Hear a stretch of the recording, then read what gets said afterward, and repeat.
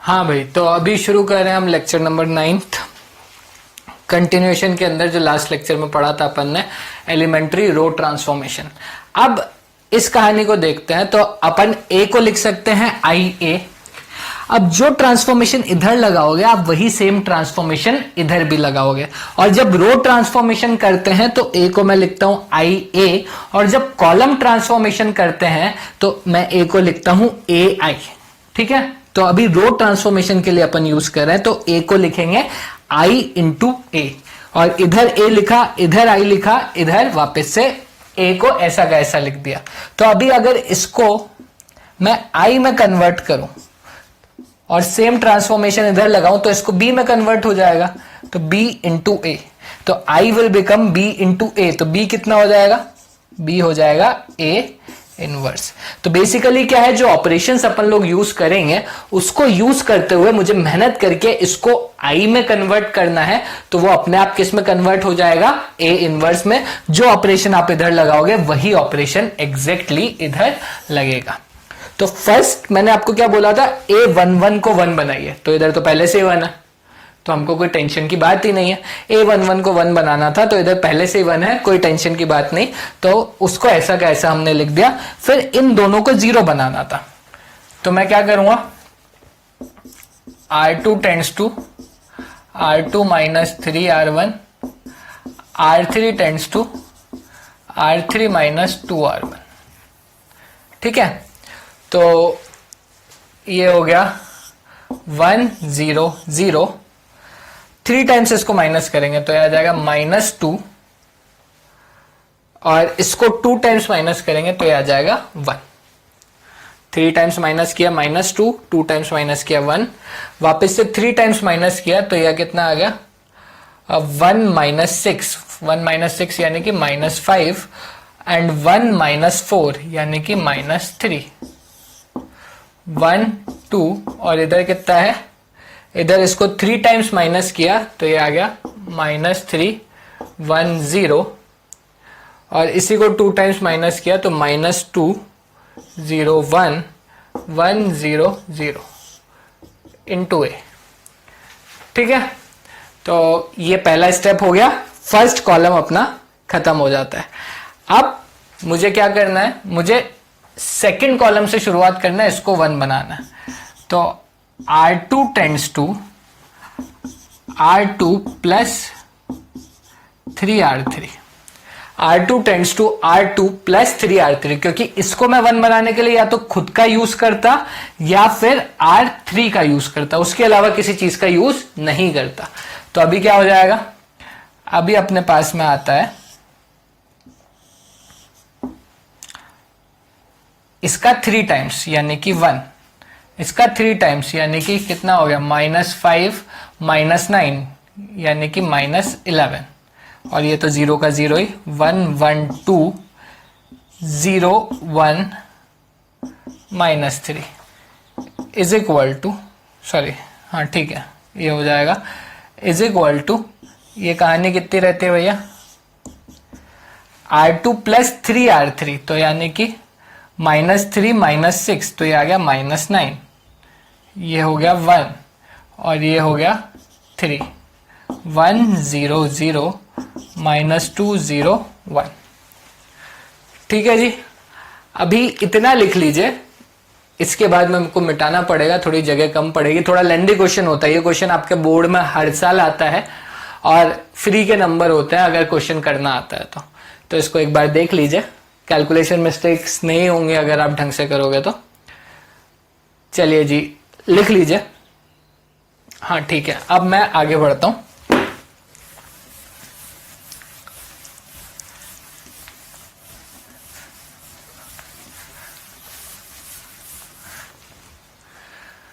हाँ जी, नेक्स्ट में क्या है, इसको और इसको 0 बनाना है।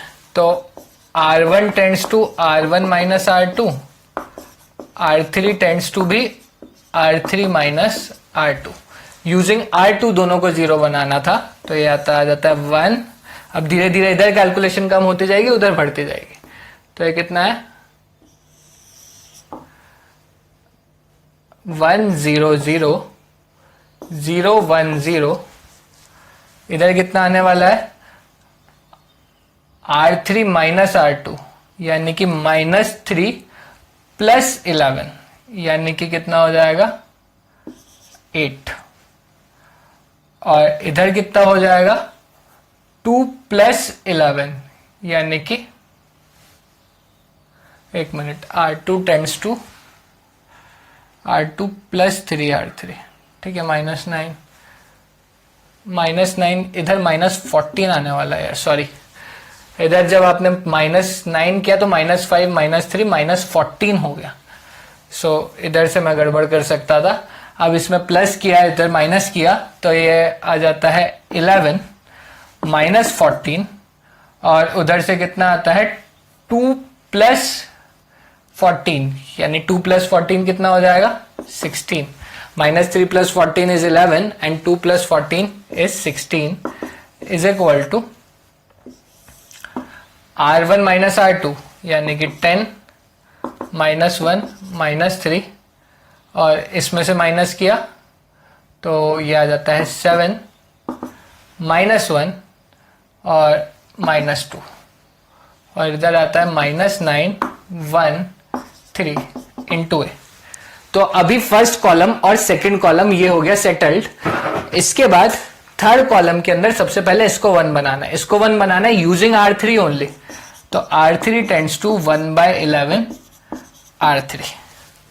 तो इधर कितना हो गया 1 0 0 1 0 1 0 16 -14 इज इक्वल टू, ये हो गया 7/11 -1/11 -2/11 -9/11 1 3, सॉरी -9 ऐसे ही रहेगा, 10 -1 -3 इंटू ए।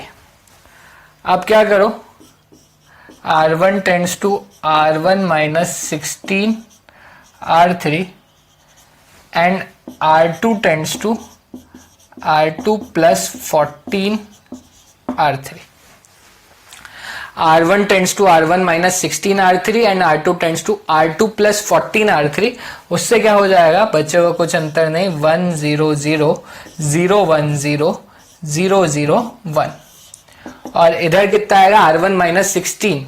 अब इसको बैठ के अपन को सॉल्व करना पड़ेगा, तो ये आ जाएगा, सॉल्व करते हैं तो 10 माइनस 16, सो 10 माइनस 16 इंटू 7, 16 7 आ जाएगा 112 डिवाइडेड बाई 11, तो -2/11। ये कैलकुलेशन भैया अपने को करनी पड़ेगी, ठीक है। -1 प्लस 16/11, तो ये आ जाता है 5/11 and -3 plus 16 into 2 48/11, sorry 16 into 2 32,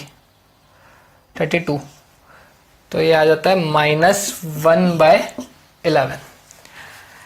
ऐसे ही -9 कैलकुलेशन के लिए -9 और ये आता है 14 प्लस 14, तो 14 इंटू 7, 14 7 98, तो ये आ जाता है -1/11। इधर आता है 1 -14/11 यानी कि -3/11 एंड 3 -28/11, 14 2 जा, हाँ ठीक है, तो ये आ जाता है 5/11, और ये 7/11 -1/11 -2/11 इंटू ए। तो ये वैल्यू जो आती है ये अपने किसकी आ जाती है, ए इनवर्स, ठीक है जी। तो ये कहानी आ जाती है ए इनवर्स। क्या किया अपन ने, ए इज इक्वल टू आई ए लिखा, फिर ट्रांसफॉर्मेशंस लगाए, और फिर वो ट्रांसफॉर्मेशन लगाने के बाद अपन ने क्या कहा, अपन ने उसको आई बना दिया, और ये जो अपने आप जो आई का जो ट्रांसफॉर्मेशन था वो कन्वर्ट हो के किस में बदल गया, ए इनवर्स के अंदर। तो ये तरीका रहता है अपने पास काम करने के लिए। इसको कॉपी कर लीजिए और ये आपका आंसर है।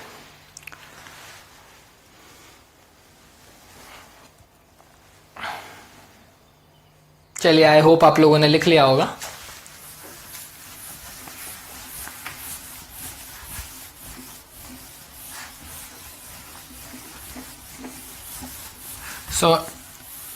और जेई के अंदर हम कभी यूज नहीं करते ट्रांसफॉर्मेशन, क्योंकि हमारे पास दूसरा तरीका है एडजॉइंट ऑफ ए निकालने वाला।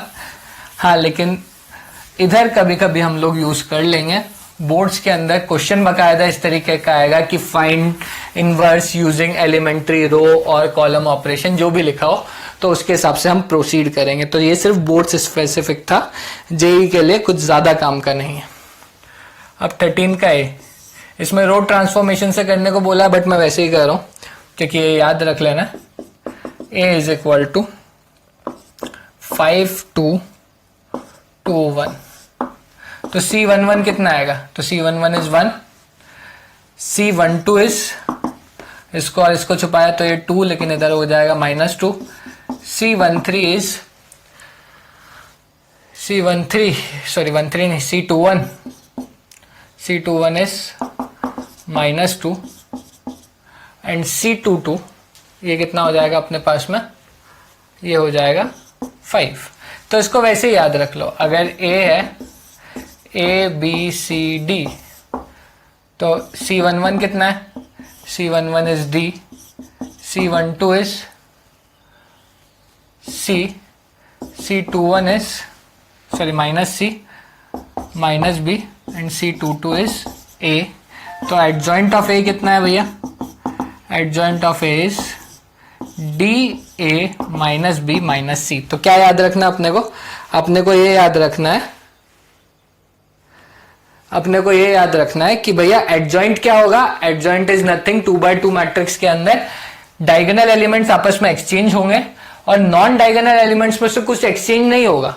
एक्सचेंज होने की जगह क्या हो जाएगा? ये दोनों के दोनों नेगेटिव हो जाएंगे। तो डायगोनल एलिमेंट्स आपस में एक्सचेंज और नॉन डायगोनल एलिमेंट्स आपस में माइनस। तो इधर से ए इनवर्स कितना आएगा? तो मैं कहूंगा 1 upon determinant A into diagonal elements exchange, non diagonal elements वहीं की वहीं, लेकिन माइनस लग जाएगा। और इसका डिटर्मिनेंट कितना आएगा? 5 - 4 यानी कि 1। तो A inverse is nothing but 1 - 2 -2 5। ये अपना आंसर हो जाएगा डायरेक्टली। और ये 1 या 2 नंबर का क्वेश्चन कई बार बोर्ड में आ जाता है कि 2x2 मैट्रिक्स का क्या निकालो? इनवर्स निकालो। और उसके अंदर आपसे यही उम्मीद की जाती है, अगर बोलेगा नहीं कि रो ट्रांसफॉर्मेशन लगाना है तो आपको ये डायरेक्टली यूज कर सकते हो कि दोनों को पलटो और इन दोनों को माइनस लगा दो। ठीक है जी, तो आई होप ये आपको समझ आता है। अब कुछ चीजें करते हैं आगे। क्वेश्चन नंबर 14 ये हम लोग करेंगे नेक्स्ट। चलिए, आप लोगों ने लिख लिया होगा, आगे बढ़ते हैं।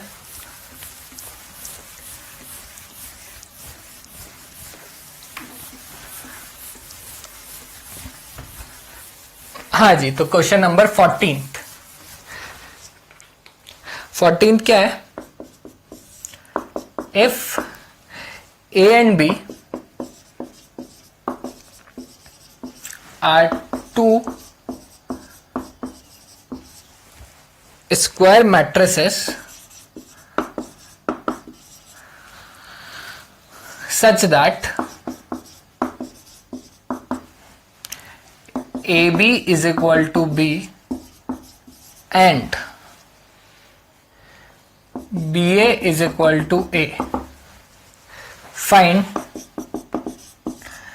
A square plus B square। Solution देखते हैं इसका। तो कुछ खास नहीं है, ए बी, तो ए प्लस बी। ठीक है, अब ए को मैं क्या लिख सकता हूं? ए को मैं लिख सकता हूं बी ए। तो इधर मैं लिख रहा हूं ए, इसको पकड़ता। ठीक है, तो बाद वाले को पकड़ा तो ये आ गया बी ए, और इधर भी इसको पकड़ा तो बी को क्या लिख सकता हूं मैं? बी को मैं लिख सकता हूं ए बी। ठीक है, तो ए बी को मैं लिख सकता हूं क्या, बी ए, सॉरी ए को मैं लिख सकता हूं बी ए और बी को मैं लिख सकता हूं ए बी। अब मैट्रिक्स मल्टीप्लीकेशन इज एसोसिएटिव, तो ए बी को मैं क्या लिख सकता हूं, A B is nothing but B, तो ये हो गया B A plus B A को मैं क्या लिख सकता हूं ए, तो ये हो गया ए बी। अब बी ए कितना होगा, बी ए होगा ए के बराबर, तो ये हो गया ए बी कितना होगा बी के बराबर, ये हो गया बी। तो ए स्क्वायर प्लस बी स्क्वायर किसके बराबर आया फाइनली सॉल्व होके, ए प्लस बी के बराबर। A square plus B square is nothing but A plus B. लिख लीजिए इसको।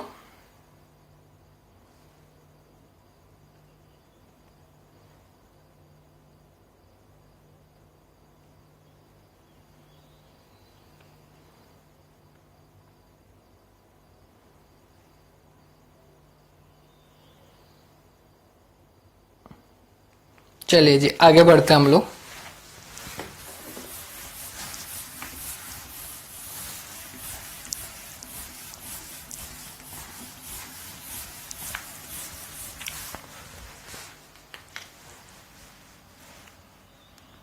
नेक्स्ट लिखते हैं conjugate of a matrix.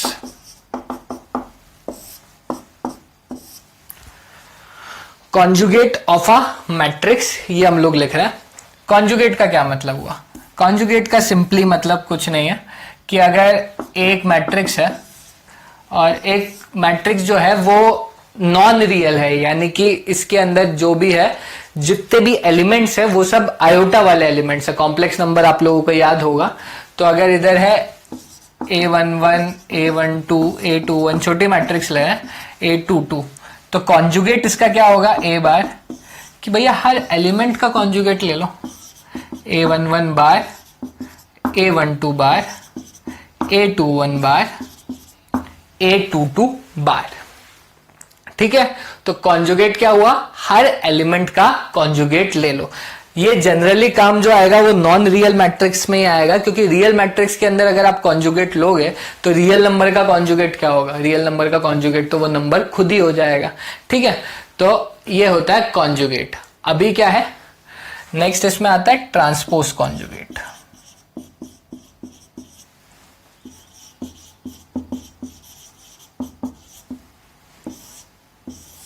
Transpose conjugate मतलब कॉन्जुगेट का ट्रांसपोज या फिर ट्रांसपोज का कॉन्जुगेट, तो उसको रिप्रेजेंट किया जाता है थीटा से।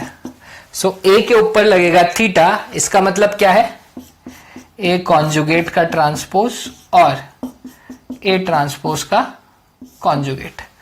यानी कि अगर यही मैट्रिक्स है तो इसके अंदर ए थीटा कितना हो जाएगा, A11 बार A12 बार A21 बार A22 बार। ठीक है जी, तो कॉन्जुगेट ऑफ अ मैट्रिक्स ये आ गया, एंड ट्रांसपोज कॉन्जुगेट इसको बोलते हैं ए थीटा, ये आ गया। तो ये आप लोग लिख लीजिए, ये जनरल डेफिनेशन होती है, सभी लोग लिख लें इसको।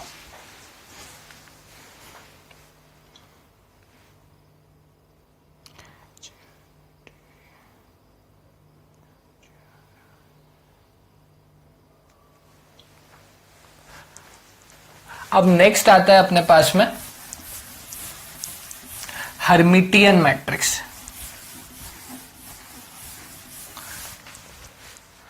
नेक्स्ट क्या है अपने पास में, Hermitian matrix.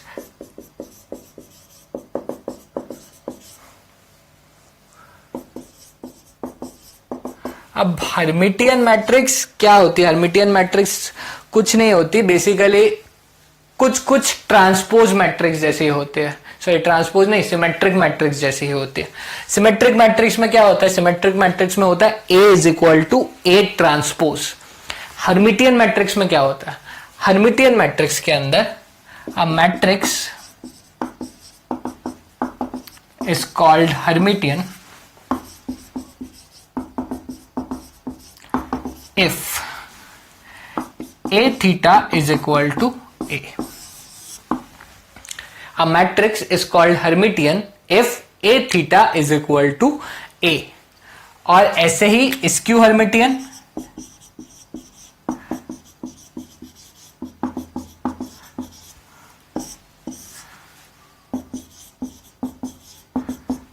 a matrix is called skew Hermitian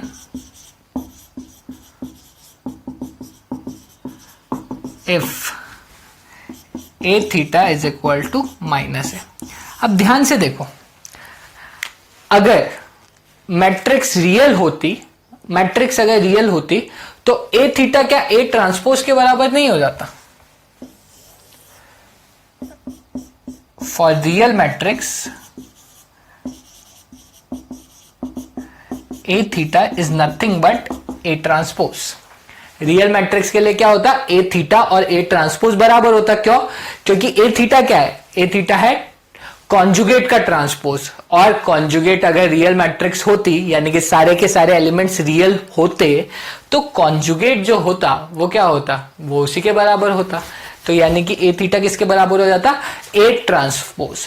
तो जो हर्मिटियन मैट्रिक्स है ये जनरलाइज्ड केस है किसका? सिमेट्रिक मैट्रिक्स का। या फिर अगर मैं उल्टा करके बोलूं तो सिमेट्रिक मैट्रिक्स एक पर्टिकुलर केस है किसका? हर्मिटियन मैट्रिक्स का। ठीक है, तो हर्मिटियन मैट्रिक्स जनरलाइज्ड केस है सिमेट्रिक मैट्रिक्स का, और skew Hermitian matrix generalized case है किसका? स्क्यू सिमेट्रिक मैट्रिक्स का। ठीक है जी, तो ये एक बार कॉपी कर लीजिए आप लोग।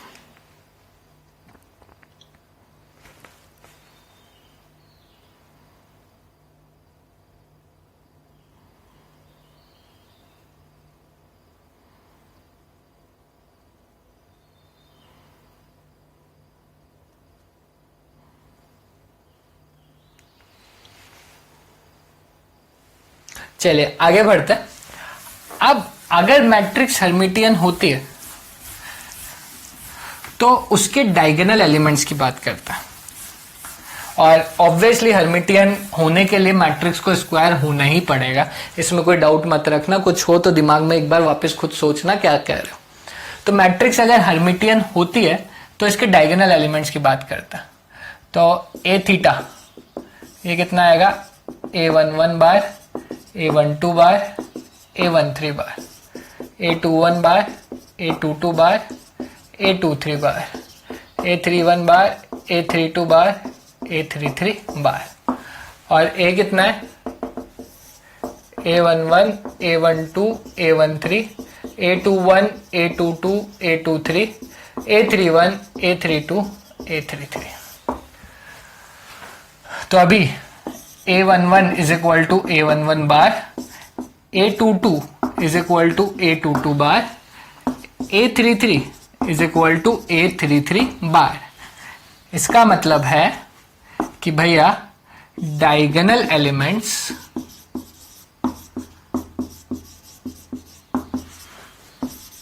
Are real, diagonal elements are real. तो अब हर्मिटियन मैट्रिक्स कैसी दिखेगी? एग्जांपल लेते हैं। तो वो कुछ ऐसा 1 2 1 प्लस आयोटा 1 माइनस आयोटा, कुछ ऐसी सोच के देख लो। क्या हुआ अगर आपने ए थीटा निकाला? तो ए थीटा निकालने के लिए पहले तो ए कॉन्जुगेट निकालोगे। ए कॉन्जुगेट कितना हुआ? 1 minus iota 1 plus iota 2, and A theta निकालोगे तो इसी का ट्रांसपोज ले लोगे। तो 1 माइनस आयोटा 1 प्लस आयोटा 2, और ए थीटा और ए के बारे में देख लीजिए क्या हो रहा है। दिख रहा है? एग्जैक्टली बराबर हो रहे हैं। तो हेंस ए इज हर्मिटियन। ऐसे ही जरा सोचिए स्क्यू हर्मिटियन मैट्रिक्स के बारे में। इसको लिख लीजिए, कॉपी कर लीजिए, पॉज करिए। फिर स्क्यू हर्मिटियन मैट्रिक्स के डायगोनल एलिमेंट्स के बारे में सोचिए।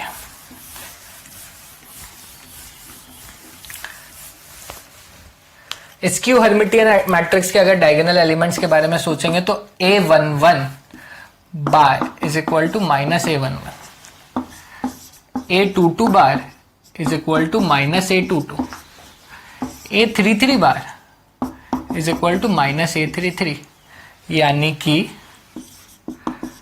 Diagonal elements are purely imaginary.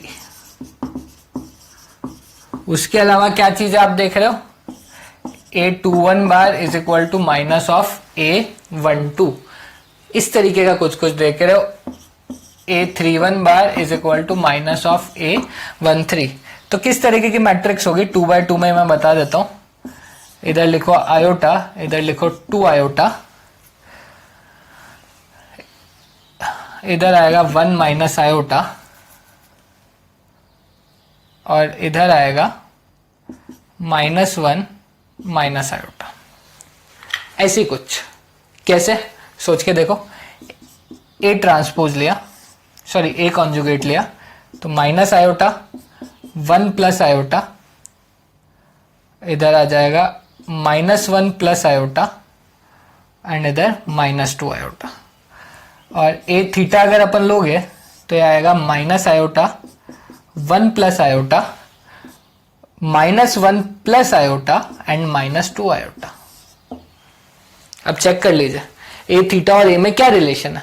तो iota minus iota, 1 minus iota उसका नेगेटिव हो गया, -1 प्लस आयोटा, -1 माइनस आयोटा ये कितना हो गया 1 प्लस आयोटा, 2 आयोटा -2 आयोटा। तो इधर से तुम कह सकते हो A is equal to minus of A theta, hence matrix is skew Hermitian. तो ये चीज समझ में आती है, आई होप। इतना लिख लीजिए, फिर आगे कंटिन्यू डिस्कस करते हैं। Thank you very much. ये लेक्चर यहीं पे खत्म कर रहे हैं।